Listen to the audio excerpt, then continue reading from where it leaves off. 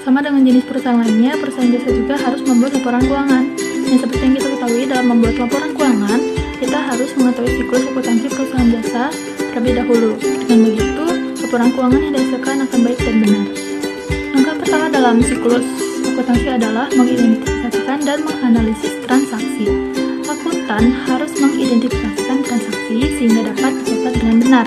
Dengan cara seperti proses penentuan akun-akun, apa saja yang dipengaruhi oleh transaksi, kemudian menentukan bertambah atau berkurangnya akun yang dipengaruhi, menentukan posisi debit dan kredit, dan menentukan besarnya saldo. Dan untuk melanjutkan ke tahap berikutnya, sebelumnya kita harus mengetahui dulu persamaan dasar akuntansi, yaitu aktiva sama dengan kewajiban ditambah ekuitas ditambah pendapatan dikurang beban. Setelah informasi transaksi dan analisis, tahap berikutnya itu kemudian dicatat dalam buku jurnal yang sudah kita identifikasi tadi. Catat seluruh transaksi keuangan secara detail pada jurnal umum berdasarkan data-data yang dikumpulkan agar memudahkan kita pada tahap selanjutnya.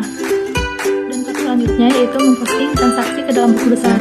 Jadi posting itu adalah pemindahan transaksi yang terdapat pada jurnal umum ke buku besar sesuai klasifikasi nama dan nomor akunnya.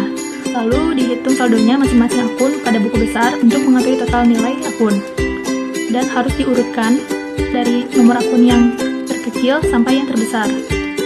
Dengan membuat atau menyalin ke buku besar, yang begitu seluruh transaksi perusahaan pada jurnal, misalnya yang berhubungan dengan kas, akan masuk pada satu buku besar kas. Tahap selanjutnya itu penyusunan neraca saldo. Neraca saldo adalah tabel yang berisi pengelompokan perkiraan atau akun dari saldo akhir di buku besar. Cara menyusun neraca saldo juga cukup mudah. Kita hanya perlu memindahkan total saldo yang ada di dalam buku besar ke dalam neraca saldo untuk disatukan. Jadi di dalam buku besar tadinya itu tabelnya banyak karena diklasifikasikan berdasarkan nama dan nomor akun. Dan kalau di neraca saldo ini semuanya disatukan berdasarkan total saldo. Jadi saldo pada neraca juga haruslah sama atau jumlahnya sama antara jumlah debit dan kredit. Nah, selanjutnya jika pada akhir periode akuntansi terdapat transaksi yang belum dicatat, ada transaksi yang salah atau yang perlu disesuaikan, maka dicatat dalam jurnal penyesuaian.